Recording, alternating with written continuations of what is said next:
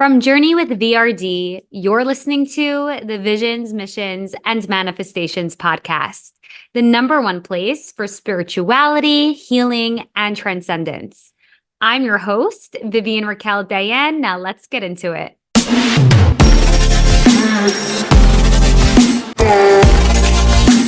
Isn't it crazy with flower essences? Like you can connect to the energy in the formulation without even taking it, which is something that I realized. And clearly you experienced that. Like before you even ingested it, you were already experiencing things.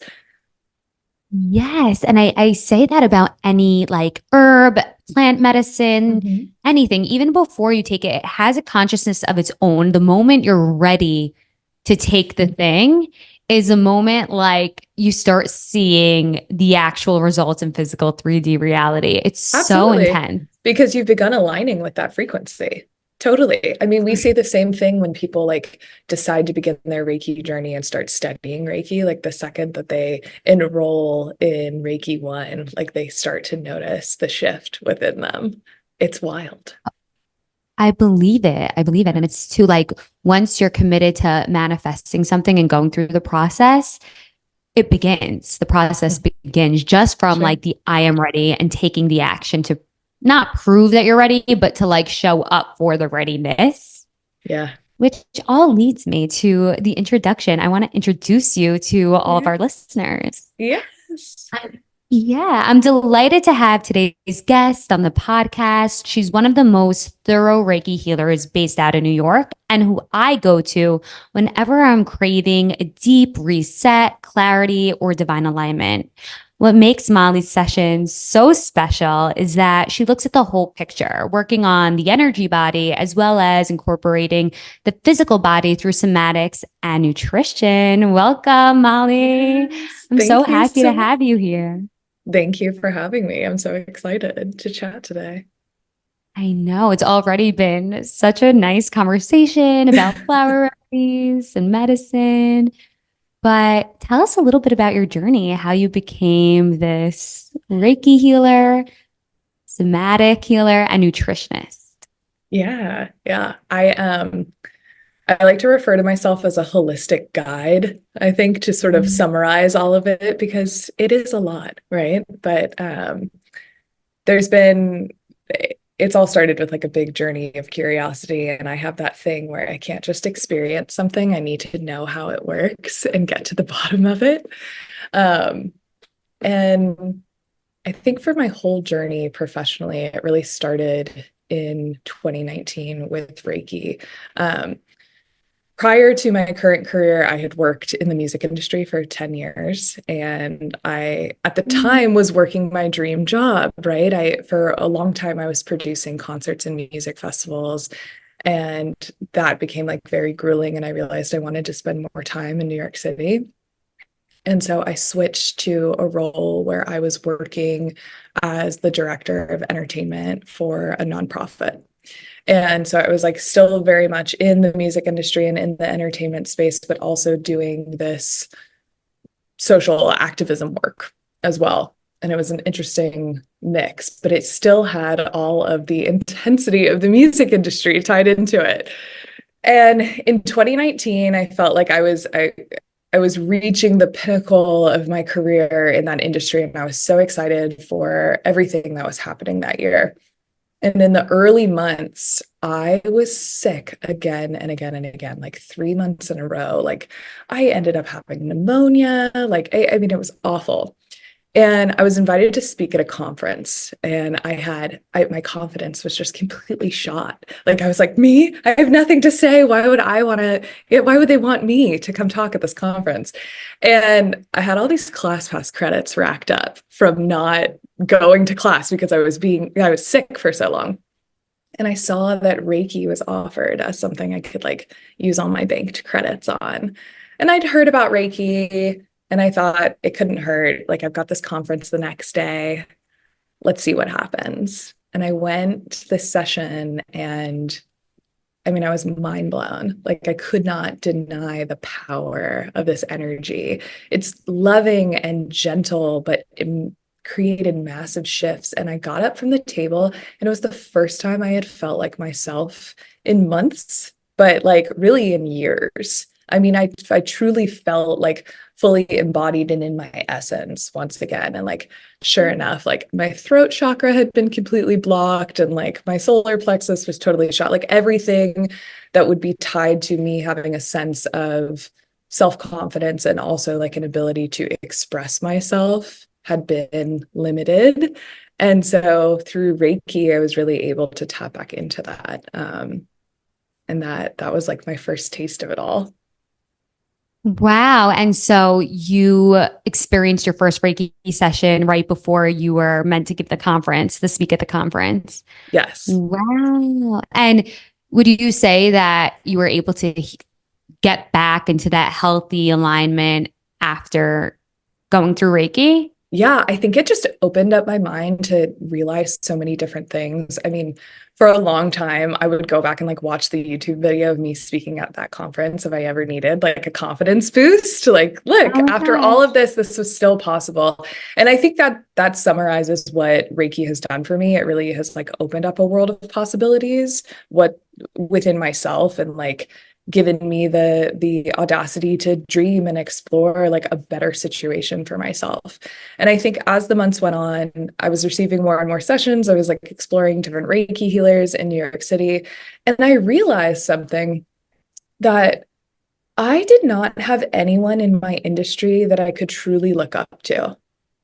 Like no one Mm. that, while I was like working this job that like really fed my ego in a good way, and plenty of people I could look towards that had like material success, but no one seemed to be like fulfilled or living a life that I had imagined for myself. And so I realized I have a choice, that either sitting with the idea that like maybe this isn't the path for me, or I'm gonna have to, if I stay in this industry, I'm gonna have to forge my own way. And so I sat with that for like a really long time. And through Reiki, just like it felt like there was something I was working through the whole time. Mm.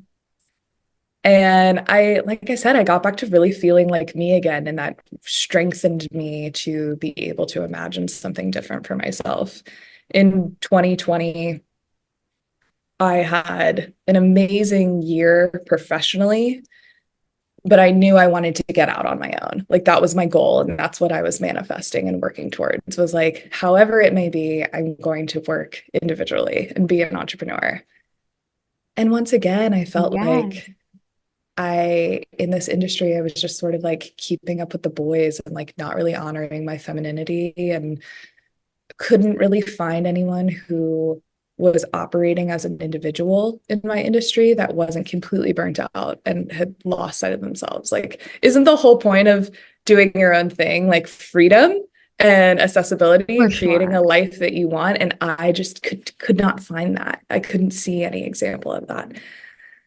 So I realized that like maybe it's time to explore other industries. And by the end of 2019, I had already studied Reiki 1 and 2 because I was just so fascinated with it that I really like wanted to be immersed in the energy. And I didn't utilize, I wasn't a Reiki practitioner for a long time sitting with this education. And I think there was like certain fear holding me back, and there were some big blocks. Through 2020, I worked really, really hard professionally, and I self Reiki was really important during the pandemic, but I wasn't really working with others yet. At the end of 2020, I received a massive performance bonus that allowed me to really start to dream what else could be next. And throughout the entire time that I'd been manifesting this idea of like going out on my own, I'd been saving as much as possible. And then clearly I Mm. was able to like manifest this like massive abundance. And that opened up doors for me entirely. And I realized, okay, I don't need to stay in this industry any longer. Like it served me. for a period of time, it got me to this realization, and I'm ready for the next thing. And I enrolled in school to study nutritional therapy. And thus Wow. began like my whole journey. And while I was in school for nutritional therapy, I continued to work in the music industry, but I also began my Reiki practice. And so there's been a lot of like doing multiple things at once. And I love wearing different hats and exploring different things, kind of under all one umbrella that merges science and spirit. That really fascinates me. But yeah, I took a massive turn to go from, it's one thing to go out on your own and be an entrepreneur, as you know, but it's an entirely different thing to do it in a whole nother industry that you've never worked in before. So For it was a massive sure. risk, For but sure. yeah, So I want to break this story, your journey, down a little bit more for the listener. yeah. When was the first time you can remember, or the moment where you realized that being an entrepreneur was possible? Because, like you said, you weren't exposed to people who are really working in the way that you wanted to work in. Yeah. In the beginning of my time in New York working in the music industry, I worked with a lot of freelancers, and I thought that their like Mm. flexibility was really cool. And so that to me was very intriguing. My dad for many years was an entrepreneur. And so the idea of like working for yourself was always something that seemed very feasible to me. I think I was just really comfortable for a long time being told what to do. And then there was a hard stop, and I didn't want to be told what to do at all anymore. I But love that. yeah, the differentiation I was able to make was okay, people seem to have the freedom, but they don't seem to have the like joy that comes with it too. And like, I really want to be able to access that joy. What does that look like for me? Yes, I'm just like, yes, yes, yes, because I feel like that's such an important piece to all this. And in your story, in your journey in the beginning, it seems that when you were in your joy is when you were in alignment. And when you were able to experience Reiki for the first time, you were able to get the clarity to be like, okay, maybe my health issues have to do with not being where I want to be, and like kind of forcing myself in this space of constantly being told what to do when I know there's something, I don't know what, but there's something out there that would fulfill me with so much more purpose. Absolutely. Yes. Yeah, yeah. Wow. And then what allowed you to kind of move through the blocks and the insecurities to step into the role of being a Reiki practitioner? Because, like you said, it's a completely different industry than like the music industry. You're more in the spirituality and the unseen. Absolutely. Yeah. I think I was terrified at what people would think. And like, how do I make this like big pivot? And is anyone going to take me seriously? All these doubts and all these thoughts that enter our minds. And I tend to find like part of my shadow self is like a level of perfectionism, not in that like it in the way that I need things to be portrayed a certain way to the world. And I'm really scared to show things that aren't complete or masterful or perfect if they're going to be on display.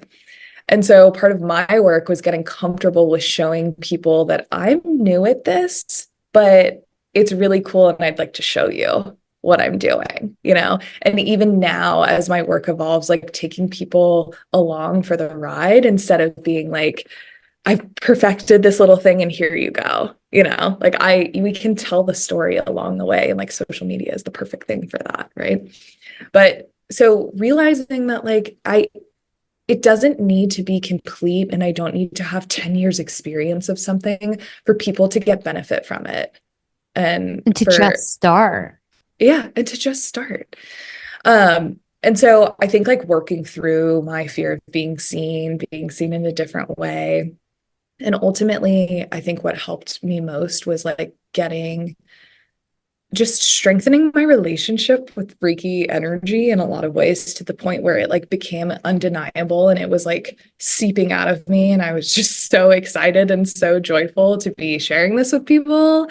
And it because it was so integrated into me and a part of my life, like it was seamless to share it. And if I wasn't talking about Reiki, then I was like hiding who I am.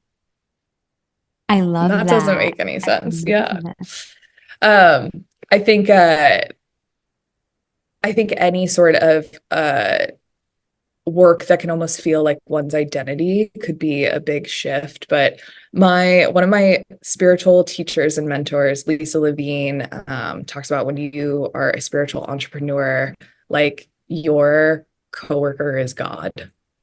Like you are Oh my God, co-creating I with the love that. divine. Isn't that amazing? Yeah.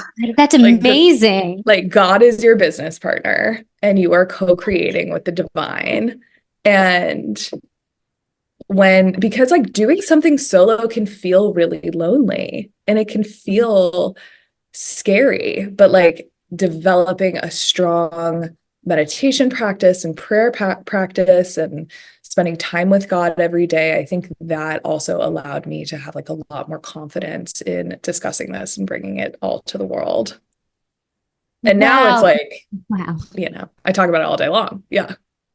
I know. Wow. First of all, that was so powerful. Like in the spiritual realm, in the energetic realm, a lot of times it could feel lonely because I come from friends and groups and communities who don't totally get it. And Yep. so it's not, I have to be aware of who I'm speaking to and about what, because not everybody's going to get it at first.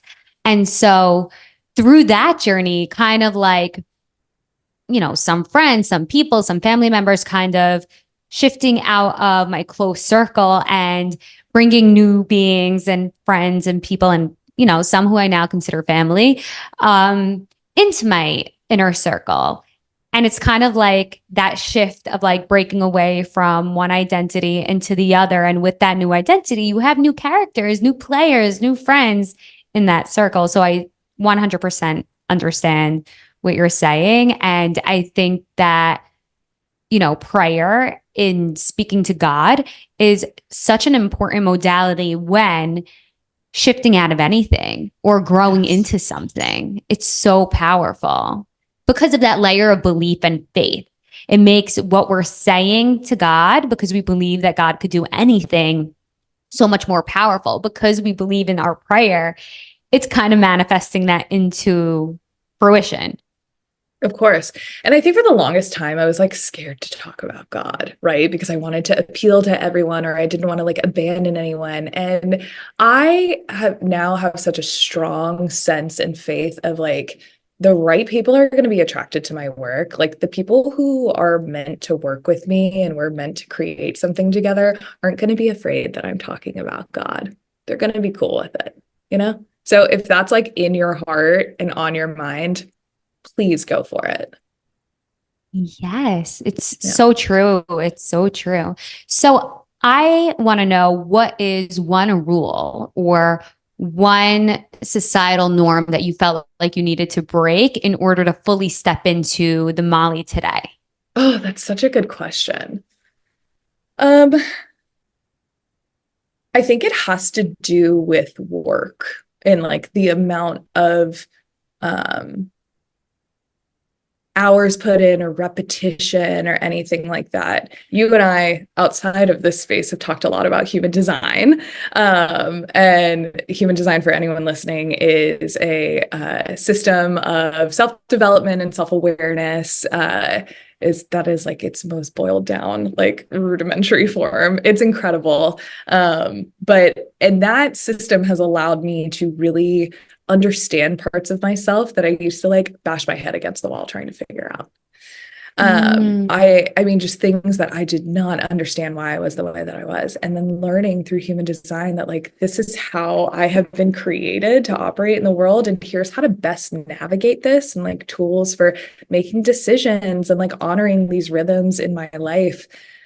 I think living in they call it the human design experiment, like living in the experiment and like following my strategy and authority in human design, which doesn't look like the rest of the world. Like I have a unique and kind of challenging design. And I think that by honoring that, I've been able to experience so much more flow in my life and so much more ease. And for me, this is like a funny human design term, but I'm a quad right, which essentially boils down to like, I am not meant for massive repetition or like doing the same thing every day, or, and even like as a projector, which is my energy type, like I'm here to work smarter, not harder. So like 4 hours a day and that's it, you know, like I'm not putting in the full 8 hour plus day, especially when you're an entrepreneur, you never really stop working. So I've been trying to find that boundary, but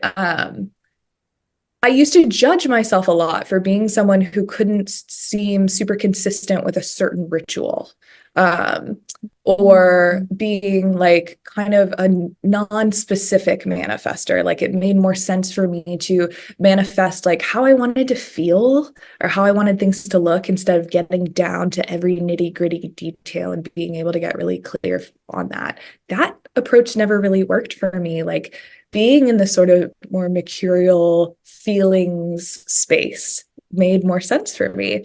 And now through human design, I know that to be true. Like it's nice to have this system to honor and back up these things that you felt within yourself for so long. And the thing I would say to people who might struggle with like maintaining the same, whether it be like a morning routine that you feel like you can't stick to, or like a ritual you want to hold on to, but it kind of looks and feels different every single day, that's okay. And maybe you create like a little toolkit for yourself of, okay, instead of like, I have to do these 3 things every single morning in this order, no matter what. And if I fail, I've failed myself and I'm going to feel bad. Instead, it might look like I take 30 minutes, and for 10 minutes, I choose to do one thing off of this list of 20. And just having that time for yourself is really where the magic is. It doesn't necessarily have to be the specific act in that 10-minute period. Like you can choose from a list of different tools. And that isn't going to work for everyone, but I'm speaking specifically to the people who have tried time and time again to maintain a level of consistency with something, and it just simply doesn't work. Maybe you're not designed that way. So well said. Perfectly said. I love that tip. It's going to go so far because there are so many people who are like, yeah, why can't I be consistent? I want to show up. I'm showing up, but this just doesn't feel right for me today. But I know that my intention is in alignment. So it's a great bridge. And yeah, human design could be really validating for our thoughts, especially for like, I don't understand myself, but I feel like I do, but it doesn't make sense. It's such a good mirror. It's such a good mirror. So how'd you get from working now in the music industry, getting your nutrition certification, and then going full time, making that leap full time into what you do now, Reiki, Such nutrition? a leap of faith. Such a leap of faith. I'm going to be honest, like I think I played the long game, and there were definitely like rumblings of this from the very beginning. And it's easy to look back and be like, oh, I was like manifesting this as I went along. At the time, it felt like I was flying by the seat of my pants, you know, and then like you look back and like see all the through lines and where this all made sense. And at every turn, it was okay. In 2021, when I was in nutrition school and actively practicing as a Reiki practitioner, I knew like this was it. This is my final year doing music, at least in this capacity. And there was like so much holding me back. I'm like, well, maybe I'll freelance. Like maybe I'll still stay involved. Like I joined the board of directors for like a music nonprofit, like all these things to try and like keep some level of like one foot in that industry still, just in case it didn't work out. And the thing that served me the most was saying, okay, I got to just like close this door and be all in, because keeping one foot back in the music industry was holding me back from embracing everything that could be happening in this new space and in this new career. So it was definitely risky, and like there are logistics involved and like saving a lot of money involved and a lot of faith within yourself and discussing with your like trusted advisors and friends and family that are around you, like what your intentions are and how you want it to be, not only for accountability, but also to ensure that you have the correct support system around you. Because like nobody needs haters in their circle, and nobody needs people who don't understand and embrace. And I really loved what you said earlier about like a transformation of like ensuring that the people closest to you are those who honor what you're doing. And even if those aren't people who like sign up for your services or like get involved, like they still love and support what you're doing, and they're not constantly questioning it or rolling their eyes or anything. Maybe they like refer people out to you, even if they're not coming to you themselves. But just like really, I think community is a huge aspect of having the faith in making the leap. At least it was for me. For And sure. yeah, I mean, and even declaring what you want to do is so powerful, right? Like Yes. we know that that is a powerful tool in so many ways, but also sharing with your friends what your and your family what your intentions are and declaring that, like you'll be amazed at who steps up to support and help. Like as I was getting things off the ground, like I have a friend who's wonderful with finance, and he helped me like figure out all of my business finances in the beginning for my launch. I've got another friend who's like amazing at I had made my own website, and I knew that it like I'm not a web designer. Um, and he like came in like right before my launch and like cleaned everything up for me. And that was amazing. Like, and just there were just so many beautiful offers and support from people, like so many of my girlfriends sharing things, like even to their social media. Like if you aren't going to if you know someone's services maybe aren't necessarily for you, or you're not in a place to embrace them, but you want to support them, like the power of just like resharing something on social media is so wonderful, because that's word of mouth. And that's like how I get the majority of my business is word of mouth. Like I'm no marketing queen at all. Like it's just Yes, circles of but like people. And yeah.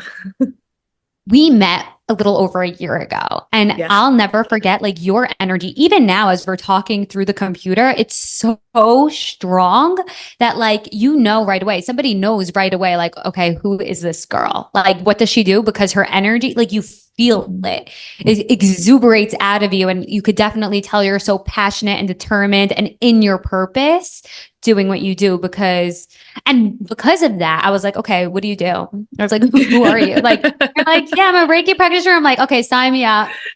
Like, I just, it was like no questions asked. I didn't say like, how long have you been doing this? Like anything like that. I just like your energy is just so strong, so powerful. And like, there's this underlinement of like safety and support in that makes the client, or that made me feel so safe to open up to you. And one of my favorite parts of sessions with you is how we sit and we just talk about what's going on. And you just kind of let the subconscious come forward and like spill the tea almost. Yeah. Sometimes That's a like our ego's perfect way like, to put it. we're like, we don't want to share that. We don't want to share this, especially for me, where I'm always the one holding the space. To be able to open up to somebody else and allow them to hold the space for me is such a special thing to happen, because it doesn't happen often. So yes, social media for sure. Like it gets so many people, word of mouth gets even more people. But also I think when somebody encounters your essence, like of who you really are, it really shines through your energy. And I think that's what like locks the key. Like that's what locks the deal, or whatever the saying is. But Yeah. I love how you spoke about a support team, because when you were talking about how you took that leap of faith into going into Reiki and nutrition full time, you really had a support team that allowed you to do that. And I wonder who was part of that support team. What did your finances look like? Were you living Yeah. alone? Were you like, what was going on in the background when you took that leap? Yeah. First of all, thank you for your kind words. I really appreciate that. And I think, yeah, I think a lot of times our energy is our business card. It's our resume. Like our energy speaks before we do, you know? So I love that. I think if we're going back to like the leap and where it all began, um, I had moved in with my now husband. We were just dating at the time. We'd been together for many years. And that, I'm not gonna lie, like that helped a lot. Like it was that helped my financial situation for sure. To be able to split rent instead of living by myself. Um, I was saving. I left my full-time job in October of 2021, and I had saved to go on this retreat that I knew was going to be like, once I had decided to leave my job, I also decided to go on this retreat to like be my portal into this new next thing. And it was a family constellations retreat with Nick Werber. I highly recommend looking him up. I'm actually studying focalizing with him. Do you know Nick Werber? No, but I Okay. love constellation therapy. Oh my God, it's amazing. Yes, Yeah. It's incredible, and you can make a constellation out of anything, right? And so a lot of our focus on we were doing constellations of ourselves and like parts of Wow. ourselves, and I really faced the fact that like so much of my identity had been wrapped up in being the music industry girl. And like, here's a whole new side of myself that has, it's not being born, it's been birthed, it's here, and I'm not honoring it. And I'm like, she's waiting to be integrated into my like public identity. And like, how do I make sense of all of that? So that portion of the retreat was so powerful. The whole thing was like life changing. I mean, there was my life before this retreat and after. But that to me was like one of the biggest shifts in preparing for this part of my life. And no one's saying that you need to go on a retreat and go to Mexico, but there are so many tools out there to work to integrate different parts of yourself. If you're feeling kind of split, or your like ego is screaming like, no, you need to keep with this like other thing that you've worked so hard for, but your heart and soul are screaming that it's time for something different, like look into doing constellations or parts work or anything like that. So that was super helpful. In terms of finance, like that was like a big expense to go on that retreat, but to me it felt like investing in my business and investing in my future. But yeah, I'm gonna be real with you. I came home from that and I like just twiddled my thumbs and sat on my ass, like not knowing what the next move was. And like in retrospect, I think that whole winter I had like really bad seasonal affective disorder, and I just wasn't feeling like myself. And it's like, okay, here I am, like I'm ready to go, I'm ready to launch. What happened? Like I felt like the wind like was knocked out of me or something, like I didn't understand. And instead of like bullying myself, I just like went really gentle and nurturing. And I realized that I needed time to like process and integrate like everything that I had been through leading up to this point. Like there was some Mhm. stuff that was like essentially screaming like this needs to be healed and this needs to be dealt with before we step into this next chapter, or else I was just going to drag all this burnout with me into a new role, you know? And what I love is, especially with that, is that like we said earlier, when you decide, when you declare, when you decree, it's so powerful. And all the things that need to come up, all the things that need to be worked through start showing up. And what I like to remind clients when that happens is that A, if you weren't ready, you wouldn't have decreed and declared, and you wouldn't have felt ready for this. Amen. Yep. Totally Sometimes agree. and sometimes you feel like, you know, it's going to be all rainbows and sunshine, and we're just going to step into this identity and we're going to have it all. And yes, we're going to have it all, but what keeps it there, what allows us to hold that energy and to live in that space and that identity is all these lessons, gifts, and strength that we get by working through what we got to work through in order to step into that identity. So all the Totally. challenges, all these cycles and loops that we've been going through for maybe years, all of a sudden we're able to close. And there's like this bittersweet moment of like, okay, I have to let that identity go. It's sad, it's emotional. I'm going to miss the people, I'm going to miss the things, but also I'm ready for this next chapter. Even though it might feel scary, I'm ready to step into this new identity because I know that there's so much greatness and better feeling experiences waiting for me on the other side. Absolutely. Yeah. And so for things to not go as I had planned, of course, was like throwing me off. But it ended up like once I was ready to fully step into my business and like launch my brand and like my offerings beyond just Reiki, doing nutritional therapy and now somatic healing. Um, it was like a beautiful explosion. Like I thought I launched and I woke up the next morning with, I think it was like 3 or 4 different like things on my calendar that were like discovery calls from names that I didn't know. And I was like, oh, bots gone on my website. Like these are bots that have booked on my calendar. And no, they were all real people that had found me because my friends had like posted on their social media about my launch and that I was offering publicly, which I do want to say in that time where I like was working through some stuff and like trying to integrate some things like through that winter, instead of just like sitting on my ass and not doing anything other than healing, which is still doing something, I Mm-hmm. was taking on friends and family as nutrition clients and putting myself through my own Yes. practicum.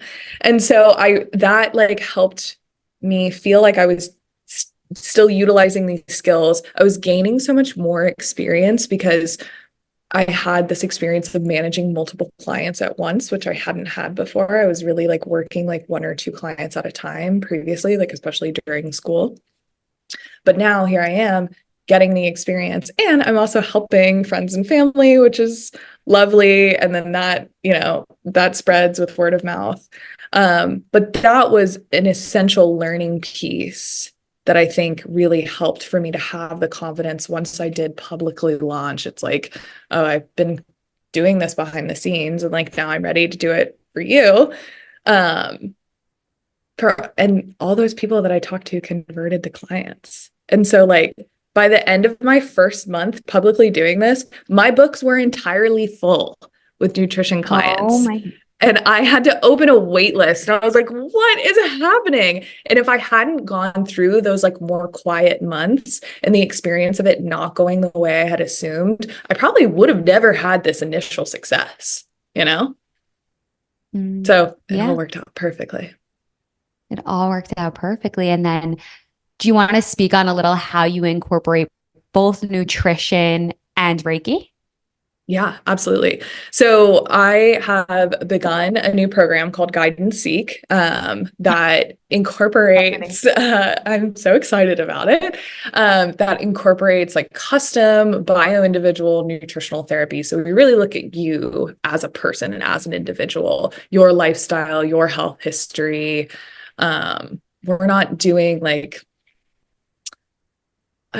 there's definitely no one size fits all system within nutrition or within health. So we're breaking out of that. And we also are looking at your preferences and like some people don't want to take like any supplements at all. Okay, so how do we get everything we need through food? And like I'm not going to ever force someone to do something that their body is screaming no to, right? My job is to like illuminate a path forward and like gently support self-inquiry. And so if someone is willing to explore something that they've not done before, great. But if there's like a hard no, especially if it's like a body-based no, we don't go there. Um, I also incorporate Reiki and other energetic healing in my program. And so that could look like us doing sessions online with my New Yorkers. I love to do it in person. I teach like the tools that have been helpful for me along my path and just like the energetics of this transformation. And also we just get down into some really good, juicy Reiki healing. And then with somatics, which I'm so excited about, I just felt like the reason I've started integrating everything is because I felt like I was working with these really talented, driven women. And we were they had hired me as a nutritional therapist, right? Like with the knowledge that I do these other things, but like, this is how we're working together. And it felt like we were leaving so much on the table. Like it felt like they're doing everything right, but something still isn't there. And while we're working on the foundations of their health, we're leaving out a massive foundation, which is the nervous system and like Yeah. our energetic health. And so by bringing that in and integrating it, I have seen the most tremendous client results now through this like whole integrative approach, because we're working on not only like listening to the body and like really getting comfortable with certain sensations and like not judging them and not trying to like push them to the side, but utilizing that as like an opportunity and a call to like serve your body differently and respond to it in an appropriate way. We use nutritional therapy as the best way to respond to it. And then we use energetics and Reiki as like the integration point of bringing it all together. And so it really feels like this comprehensive, like 360 approach to women's like foundational health transformations. I really resonate with that because for me, if I'm really stressed and I have a tendency to easily get stressed, which is something I'm working through, but it doesn't matter how healthy I'm eating, I won't digest. Not to get TMI, but I won't go to the bathroom. And it really is. You could be eating as healthy as one can, but if your body isn't in a state of feeling nurtured, seen, and respected, and you're not like communicating with the body, it's going to hold everything and not relax to let everything digest the way it needs to. Absolutely. So I love what you're doing. It's so great.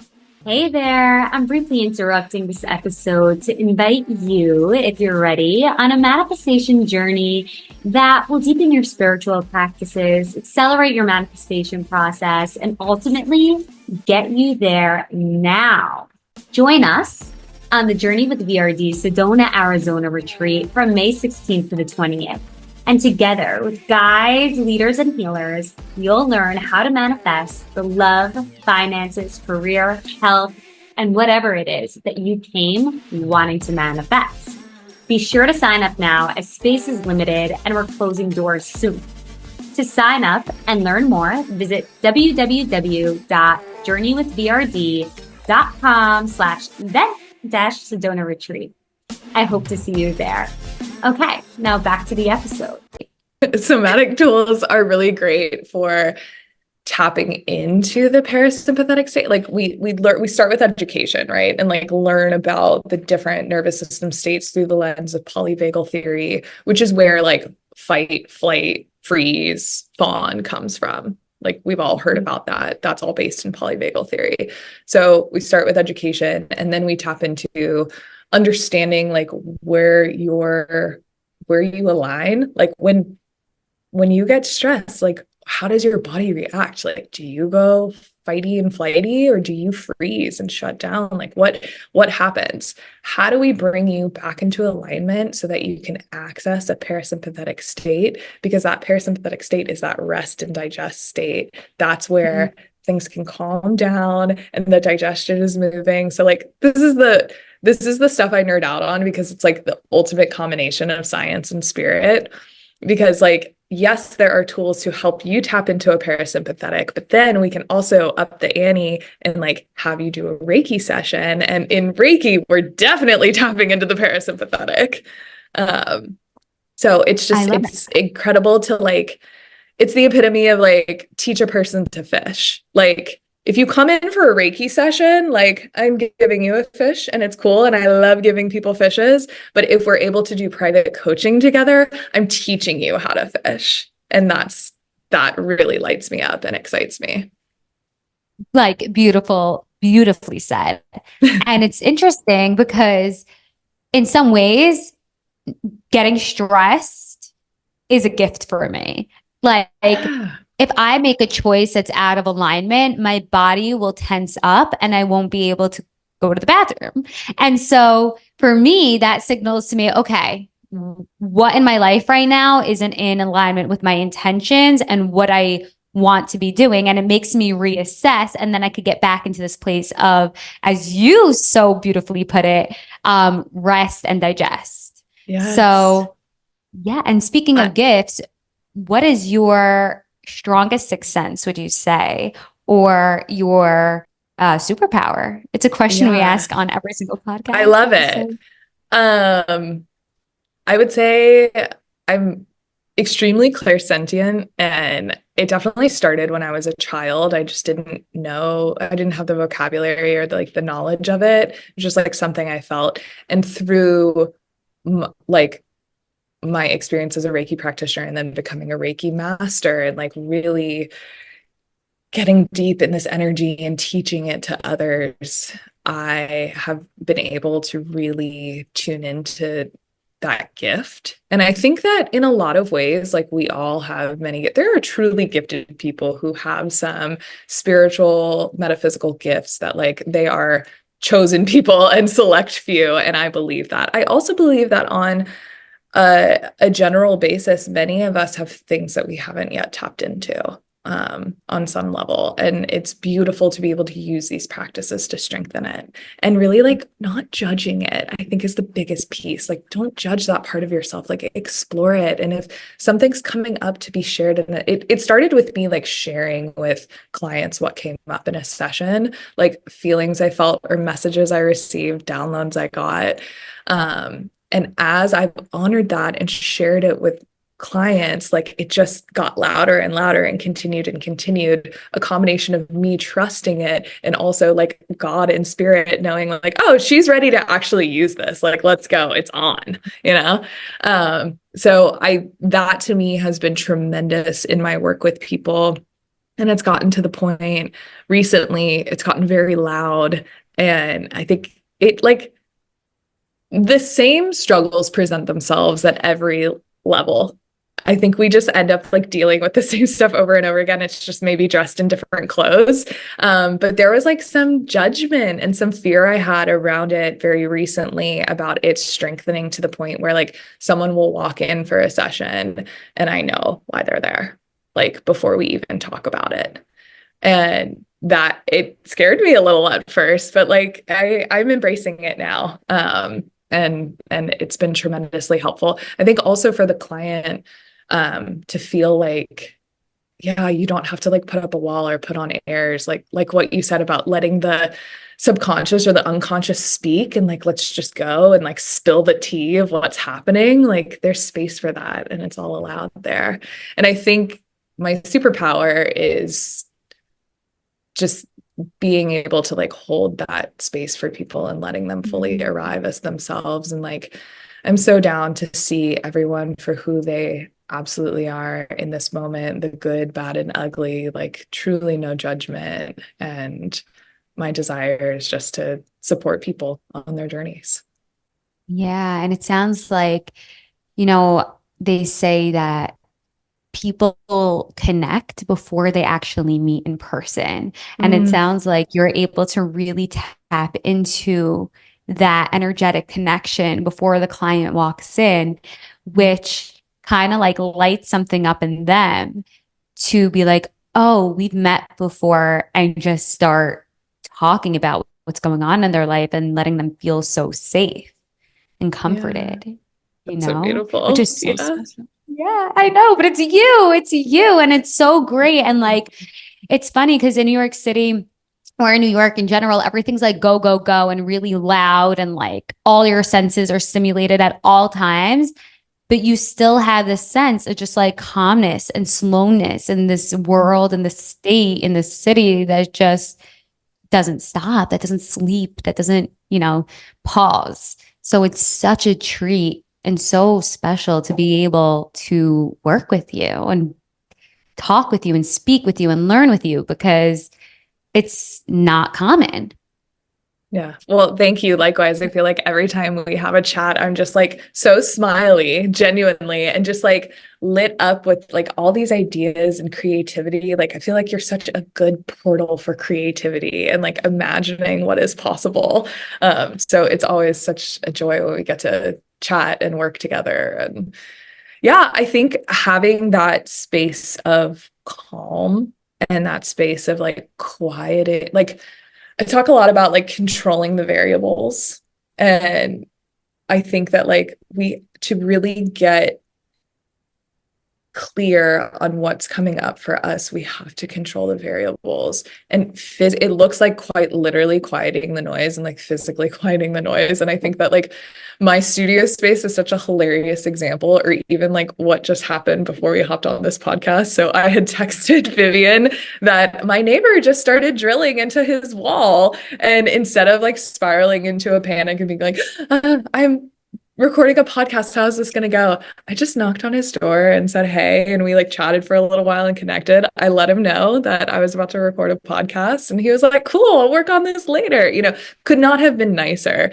And so I think I spent so much of my time in my like younger professional life, like everything was an emergency, everything was 911, like panic, totally dysregulated nervous system.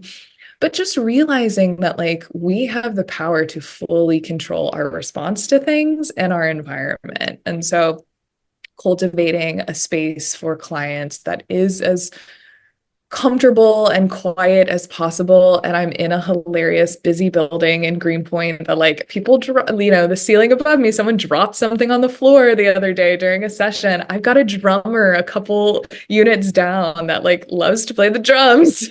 And whenever I'm doing a session, and I just laugh. And, at first I was like asking every client, like, was that okay? Did that disturb you? And I just trust that like with Reiki, they're in La La Land and it's all good. I've got the noise machine. I got the fan. You create an insulation bubble of sound and energy, and people seem to be pretty good. And just like, yeah, letting things be and not trying to control every piece. It's funny what you say about the sound, because actually this woman, Brooke, who I've worked with, always said that during a session of healing or during a session of self-discovery or any like, I want to call it like holy work. Yeah. The sounds that we hear are actually so intentional because they trigger the person in the session to have whatever memory or whatever emotion or whatever feeling that needs to come up and work itself out, come up and work itself out. Yeah. So it's like perfectly divine, whatever happens during those sessions. That is so interesting you say that, because I had my most like pivotal Reiki session, I think, for me being like, all right, I'm changing my life. Like I'm getting out, I'm changing careers. This is different. I forgot to silence my phone. And I didn't put it on do not disturb. And there was a work emergency happening, and this was like 7:00 at night. Like this just goes to show how crazy of a job that was. And it was just consistently buzzing over and over again. I knew I was getting calls, like so many texts, and it was irritating, but I was like still deep in the session, and I was able to like fully confront that, like I want to be able to go receive a Reiki session at 7:00 at night and not have to deal with this. What needs to happen for me to get there? And that was like so pivotal, and like really like pulled that out of me, and was like the first time I could like truly admit it and be honest with it. So I love that statement that like the sounds that arise are like what you do really need to hear in a lot of ways. Yes. And I love like the question that you just brought up, like when you're in this transitional state, to ask even out loud, like, what needs to happen for me to get to the place that I want to be, to manifest the version of myself, the next level, the next layer of myself, where I wake up every day excited about my life and I don't want to go to sleep because I want to continue enjoying the magic that's happening in my life. So that was awesome. And I did want to ask, how do you continue to keep this calmness about you? Is there I know you don't do the same rituals every day, but is there any practice that you do often that allows you to stay in this energy space? Well, I think I have to say, like, giving up alcohol was tremendous for me, and and being able to like remain calm and cultivate a sense of calmness. And like, I'm not calm all the time, and I still have like a normal, healthy reaction to things. And I, yeah, I think I'm able to return, like the sign of a regulated nervous system is like being able to return to a baseline in a fairly quick way and without like a lot of drama.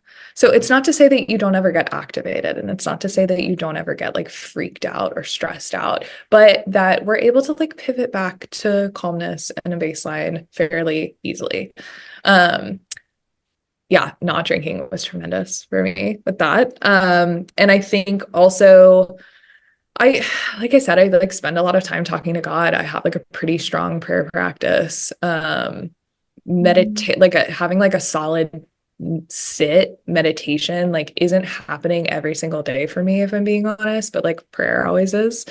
But when I do have like a really nice sit, it's great. And I think that I'm also through somatic practices, especially like focalizing, which I'm like deepening my studies of right now.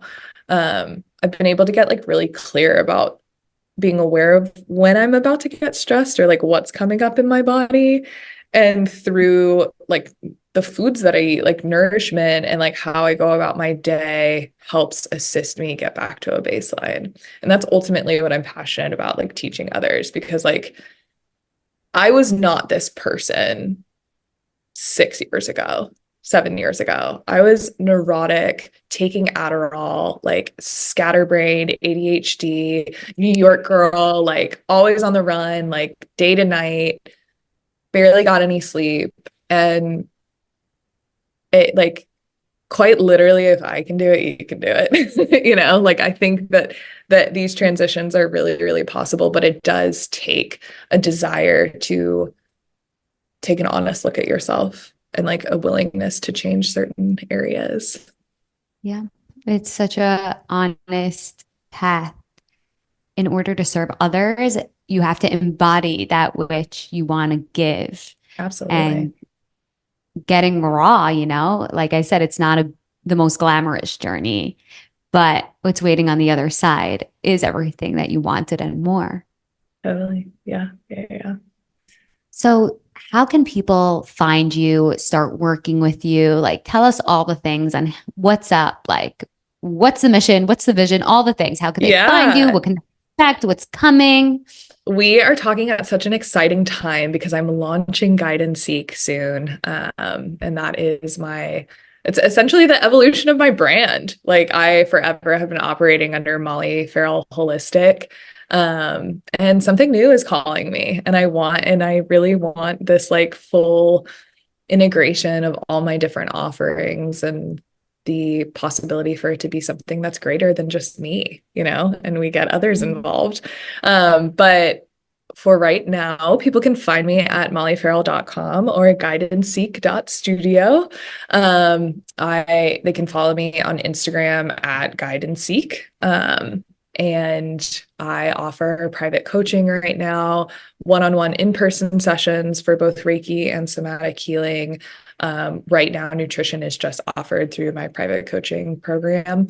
But what I'm cooking is some group programs that I'm really excited about. I just think so much healing is possible in community, and like all that energy gets amplified, and it's so good. And there's a time and space for like private one-on-one work and also group work, and like knowing what you need and what works best for you, I think is important. And of course, like hopping on a discovery call is a great way to like get some clarity on that too.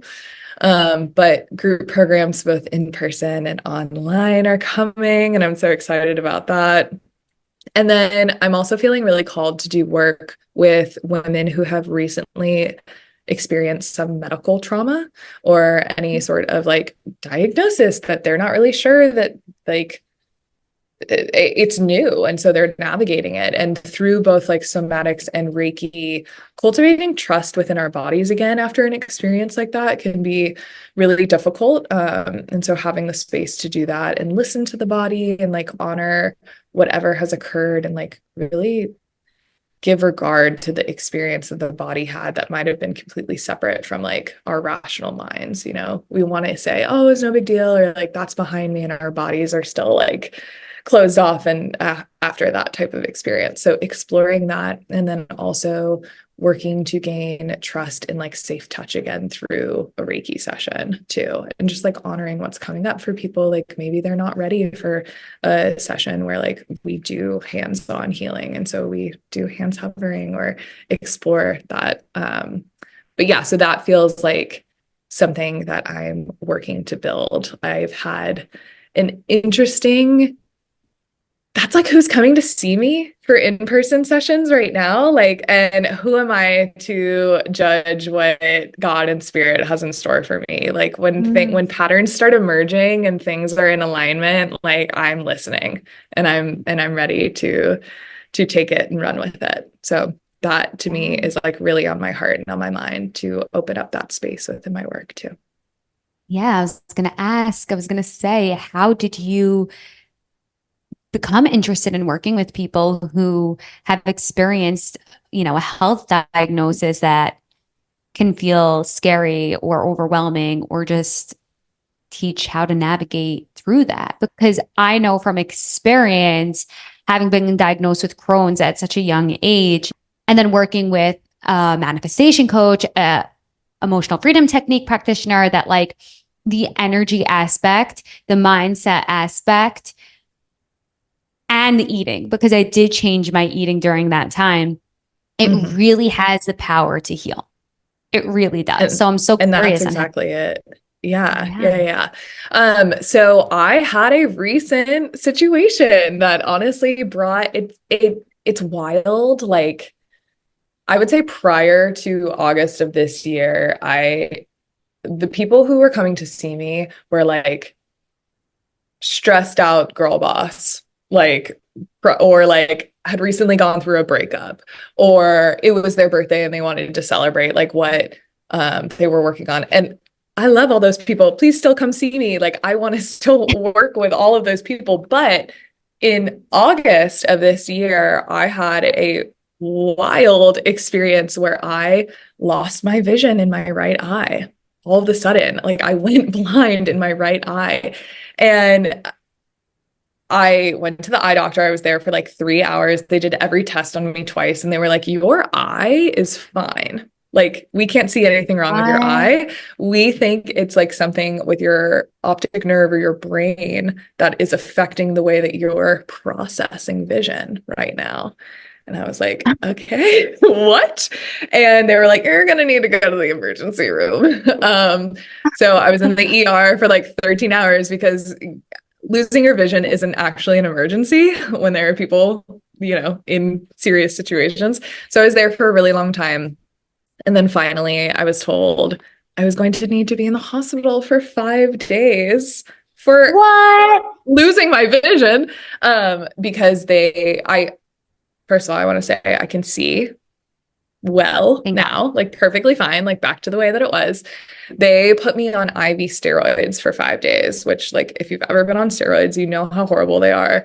Imagine getting IVs of those, like it's gnarly. And so that's why they like to keep you to monitor you. And then they also were concerned that this was indicative of some sort of autoimmune illness or like demyelinating disease. And so they needed to run a ton of diagnostics. And that to me was what the most the whole thing was traumatic. And trauma is when, and like, there's big T trauma, there's little T trauma. We can like talk a lot about what it all is, but like ultimately, like you and your body decides what's traumatic for you or not. And ultimately it's your body that decides what's traumatic. Like we try to think it all away and rationalize it, but it happened down here, And I think that a lot of times trauma is just when things happen too fast, too soon, and we can't process them. And it was crazy to be like poked and prodded and in just so many diagnostics. Like it was like my body was going through it. I felt like a pincushion, scared of like what was to come, scared that I couldn't see, in a New York City hospital, which is like not the most luxurious experience. It was a lot. And my family all had COVID at the time. So like Oh my when gosh. like I have an incredible support system. I'm very grateful for them, but like they were not able to physically be there. So So was this in it was a 2023? experience. Happened this past August. Yes. Oh my, okay. So this was in 2023. So I then I leave the hospital. They say, we see some things. We think you might have multiple sclerosis, but we don't know for sure. You're going to need to go find a specialist. So like, I don't, I call the few people that they say, these folks might be good. They don't have appointments until November. Oh So no. I go on I like wrote out a statement and I went on every single MS specialist like in New York City that would take my insurance, and I copied and pasted the same message into like getting on their like waitlist request or like cancellation requests. And I was like, I will see someone within the next 2 weeks. I just like knew it. And I declared that, and I just, it was going to happen. I wasn't going to wait months to figure this out. Side note, I got married in November, so this is happening like right before our wedding. It was so crazy. I was like, I need to figure out whatever this is, and then I need to get married, and yeah. And And congratulations on so the wedding. thank you, thank you, thank you. Yeah. But so I get a call, and this happened like on a Friday that I'm sending these messages. On a Monday, I get a call from a woman, and she was like, "Hi, I'm like the head of admin for all of the neurologists in the NYU system. And I saw that you," she was laughing and she was like, "I like your style. Like, I like your approach. You got my attention. I have a cancellation available for you." And like, it was like 9 a.m. the next day with this amazing doctor who I love. She's brilliant. Um, and I was like able to go in and be seen, and like I do have multiple sclerosis, and it totally rocked our world at first. And like I'm able to like say that with a smile and like be okay and laugh about this situation because of the work that I have done and the integration that I have done. At the time, I was a mess. My now husband was a mess. Like we were like, what does this mean? How are we going to live our life? Like what is going on? And in just 5 short months, I've really been able to like fully metabolize this experience and like really begin to understand it. And like, this is going to be a process, whatever. I know for myself, I'm not really like, I don't deny the fact that I have multiple sclerosis, but I don't know that I like really identify with my Mm. diagnosis. And I respect people who do. I do. But I know for myself that if I was to go out there and like put in my social media bios MS warrior and like start like making it a huge part of my life, like bigger than it already needs to be, that it would in some ways prevent me from like healing this experience and like parts of it, because I've now wrapped my identity into it. And who am I to like strip away a part of my identity? So I knew that I wanted to keep a healthy boundary of this. I'm managing it in a smart way and in a healthy way, and I'm feeling really good. But I am also just like not letting it take over my life. And there was a point in time where I thought it was going to. I want to be really clear about that because it's easy for me to say this now, but I've done so much work to be able to get to this point. At the same time, all these women started coming to see me who had recently been in the hospital, had some major thing where like I bless this girl's heart, she had just had spinal surgery out of nowhere. Wow. Like I've had people who've just received autoimmune diagnoses, or people who have had like kind of were getting like pummeled medically and they can't figure out, like as soon as they like get up, there's like another thing and another wave is crashing over them. And for me to have had that personal experience, utilize the tools that I have to navigate it and continue to, it's an ongoing process. And then receive all of these clients coming to me, it's just like, okay, I surrender. I'm listening. Clearly, this is what I'm meant to be working in this space a little bit more. So I am continuing my studies within focalizing to become a trauma-informed somatic practitioner so I can like better serve this population and this situation. But yeah, that's a very I long-winded story to explain how I got there. no, no, I really admire how like you really are so in touch with God, the universe, and also your inner intuition. So, like, when this whole experience occurred, it was also the universe pushing you and God pushing you Yeah. exactly where you needed to be in order to serve humanity as a whole in ways that only you specifically can. And how you will eventually, and now you do, but at the time of going through all this, that you'd end up connecting with such a specific group of people who really need somebody like you, who need Yeah. you. And it was really interesting to me what you said about not really wanting the scoliosis to be your whole identity, because I remember when I was in college, I was in a drama class and I was really tired all the time. And I kept telling the teacher, I can't do that. I'm so tired. Okay, mind you, it was because I was accidentally taking melatonin in the middle of the day. I was take it at night. But I was like, I'm so tired. I can't move. And he's like, Vivian, stop saying that, because the more you say it, the more you're going to identify with Mhm. it, and you're going to like manifest the symptoms of being tired on such a greater scale in your life, and you don't want that. And it was such an important lesson for me to really be careful with what you're saying about yourself. Yeah, Mhm. at the time I didn't know it was a melatonin, but I could also say like, do I want being tired to be my whole identity? Like, Right. yeah, Yeah. I'm going to learn the lessons. I'm going to work through it. I'm going to try to figure out why I'm so tired all the time. But I don't want to be the girl that's just always tired, Like, I felt like, Absolutely.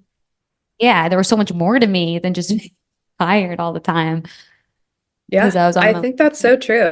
I think like I have ADHD, but I don't like talk about it a lot. It's just like I just think of it's like the way that I process things and it's the way that I like work through the world. But I think for a period of time I used it almost as an excuse. Like, well, I can't do it that way because I have ADHD, or I'm like this because I have ADHD. And I used it as like a shield or an excuse or something. And it's like, well, obviously it's always going to limit me if I'm utilizing it in that way. Like Mhm. I think we do have to ask ourselves at some level, like, how am I benefiting from this? You For know, sure. like, Yes. and for me, knowing that like my shadow and my like what I'm aligned to if I'm not careful is hiding and not Mhm. being seen, I knew that if I went fully into, well, I have MS and I can't show up for people, all the things that would come with that, or the way that it would like degrade my self-esteem, that would just perpetuate my, like, it would cause me to hide. Like, I have It would MS, so I'm limit not doing you. this. It would limit Right. me. It would limit me, but um, it would be like throwing kerosene on the fire of my shadow self if I let this stand in my way. And it's something that gets to be, and it's a part of my life. And I'm like integrating it and figuring it out, but it does not have to be my identity. It's just No. something I've got to deal with, just like anything else. Like there are just things that we do in life to deal with. And For sure. And there, yeah. And when you step in yeah, it, you get all these gifts. Like when you step in it, you learn all these lessons, and these gifts come about that like allow you to A, serve better, and B, kind of like, I call it level hopping. Like you move from where you are yeah. now and like get to the next level of your life, which brings so much more success, joy, purpose, and fulfillment. You wouldn't be given this challenge if you couldn't handle it. And I don't think like I don't want to be all spiritual bypassy and be like every lemon needs to be turned into lemonade. Like every challenge is a calling. Like sometimes that can be helpful rhetoric to hear, but like sometimes things just get to suck and that's okay. And you can sit in it sucking. And when you're ready to change, like these tools are available to you to really make the shift and it not just be something that you're constantly fighting for, but it be something that's fully embodied and like your truth now. For sure. I love how you said when you're ready to change, you can move through there, because I was literally journaling yesterday how up leveling in our life, like moving past the life that we're at now and getting to that next layer is almost like when we were younger playing dress up. We'd put on a whole outfit. We'd embody that identity. We'd be that princess or whatever it was. And then, like, when we got tired of being that identity, we'd take off the costume and we put on another one and we shift into Yeah. that identity. We didn't put on all the costumes all at once because No. then we wouldn't know what the heck we were. We wouldn't know what to Yeah. embody. And that's very much about really being in the journey that we're on until we're ready to be like, okay, I'm good. I got what I needed. And now I'm ready for the next thing. I'm ready to move through the next thing. And all these things that come our way aren't always glamorous. They're not always going to be like, Mhm. I go on a retreat to Mexico and then I am able to go to become who I am. Sometimes it's like, no, I go through a really confusing, hard diagnosis, navigate that, but again, on the other side, there's a huge up level. I get to shift into this person that gets to resonate with more and more people, and I get to help more and more people, and I could understand more in a way that I can now help more people. Absolutely. Yeah. It's so true. And yeah, sometimes you put the outfit on and the outfit isn't quite what you imagined and you're able to change. I'm so grateful that we live in a generation where like it's celebrated to evolve over time. I think about like our parents and grandparents' generation where like you picked a vocation and that's what you were for life. Deal with it. And if you Mhm. switched things up, people looked at you funny or thought you were having a midlife crisis. When now it's like we realize we're meant to do and be very different things throughout our lifetime. And I'm so glad I'm people are laughing. honoring Yeah, that. because you're touching on so much right now. I'm like, oh my gosh, but I'm so excited and so happy that you brought that up because I was also journaling on how life used to be so linear. Like for our Mm, parents and grandparents generation, it was like, oh, you want to be successful, get A's in high school, go to an amazing college, get an amazing job, buy an amazing house, and that's the only way to do it. that's it. And now we're moving more into 5D, into the quantum fields where like, no, it's not linear. Every possibility exists. And you get to choose which route you want to go through. And yes, breaking away from our parents and our grandparents' conditioning can be, can come with turbulence. Mhm. And navigating that turbulence is what I help people do. But more importantly, knowing that we have the capability to be, do, or have anything we want, which Esther and Jerry Hicks always say, to quote them. Yeah, Um, to know that we have that power is groundbreaking, and that, like, at any moment we want to shift out of one identity into another, we can do so intentionally. absolutely. Yeah. And that brings up this thought that I have that like for a long time, especially with starting my business, I judged myself for being an edit button person. Like I felt like it meant that I didn't know what I actually wanted to put out into the world, or like I looked flaky or something like that. And instead, I've just like made peace with it and understood that it's actually a way to like honor my evolution, and that like I get to be, do, and have whatever I want and whatever that next step is. And so if I posted something a few months ago that felt like it was really, and like I'm talking a lot about social media, but I think it's like a huge part of the way that we live our lives. And I think a huge place of where we sample from when we're imagining what is next. So I think that's why I use it as an example a lot of the time. And it's so important to remember that it's all a highlight reel, right? And like I appreciate people who are really authentic online because it shows people like not everything has to be perfect for you to get where you're meant to be and where you want to be. But say you posted something on social media and it's no longer resonating with you, like whatever it might be, you have the authority and the choice to like archive that. And that doesn't have to be you right now. And that doesn't have to be how you express yourself in this world. I don't, there's nothing wrong with saying that was then and this is now. That's how I felt on that day. And this is how I feel today. And it's cool. And I get to just honor whatever is coming up and accept it. Yes. Oh my goodness. This has been such a great conversation with so much treasure for the listener. I'm so grateful and so thankful that we had this time to record and share all of this and share your journey with all the listeners because it's so important. It's so important. Likewise. Thank you so much for having me. It was so good to Of chat with course. you.